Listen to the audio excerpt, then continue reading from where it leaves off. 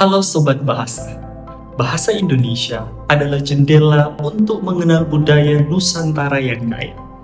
Sebagai pengajar bahasa Indonesia untuk penutur asing, tantangan dan keindahan dalam mengajarkan bahasa ini selalu menjadi pengalaman yang penuh makna.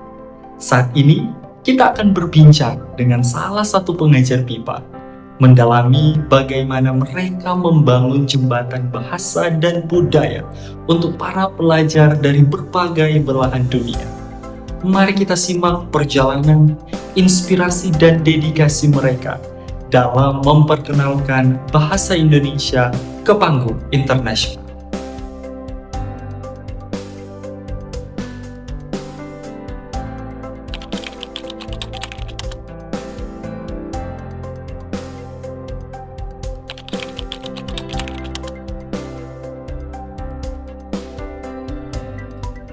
Pengalaman saya ketika mengajar bahasa Indonesia untuk penutur asing yang memiliki latar belakang budaya yang berbeda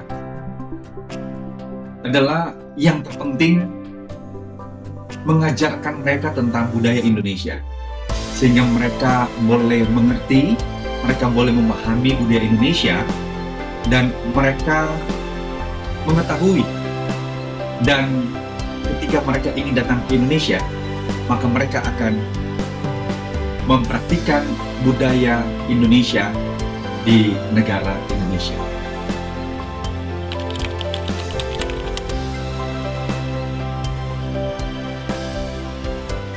Ada banyak metode pembelajaran yang saya gunakan ketika mengajar BIPA.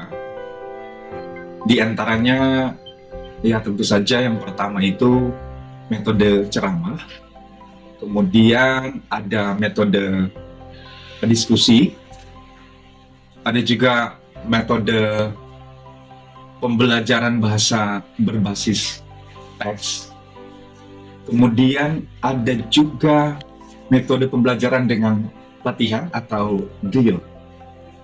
Tetapi yang paling menarik metode yang saya gunakan adalah metode karya wisata. Jadi saya mengajak pembelajar BIPA. Jadi saya mengajak pembelajar BIPA untuk berkunjung ke tempat-tempat wisata dan tempat-tempat bersejarah yang ada di negara mereka.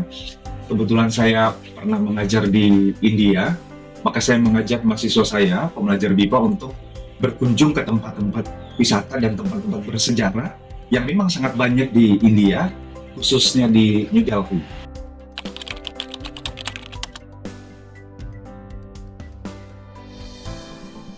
Tantangan terbesar yang saya alami ketika menjadi pengajar BIPA adalah yang pertama, ketika saya baru tiba di negara di mana saya ditempatkan, adalah berkaitan dengan penyesuaian diri dengan makanan dan juga cuaca yang ada di negara tersebut. Kebetulan ketika saya ditempatkan di India, di New Delhi, saya kesulitan menyesuaikan diri dengan makanan yang ada di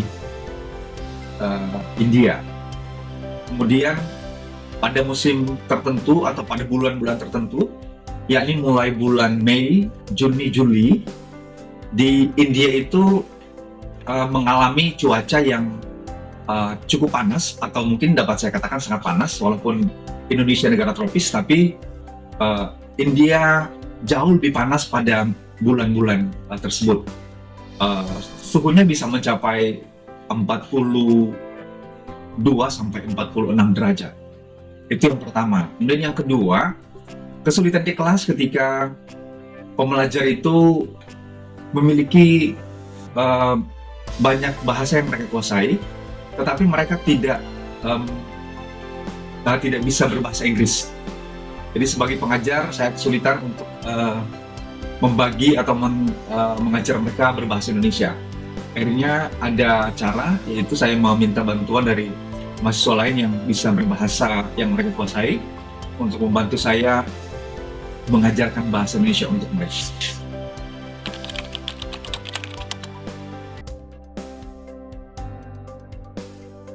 Menurut saya, program BIPA memiliki kontribusi yang sangat besar dalam proses penginternasionalan bahasa Indonesia.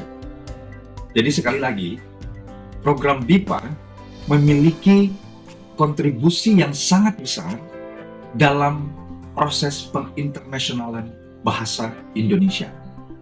Oleh karena itu, saya sangat mengharapkan pemerintah dapat terus mengembangkan program BIPA ini, dan pemerintah akan semakin menambah pengajar BIPA yang dapat dikirim ke luar negeri untuk menjadi duta-duta yang akan mengajar bahasa Indonesia dan menginternasionalkan bahasa Indonesia. Terima kasih.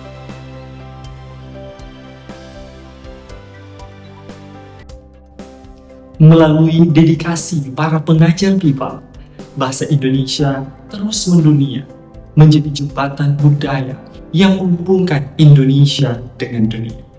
Terima kasih telah menyaksikan. Sampai jumpa di kesempatan berikutnya. Marilah kita terus mengutamakan bahasa Indonesia, melestarikan bahasa daerah, dan menguasai bahasa asing. Salam literasi.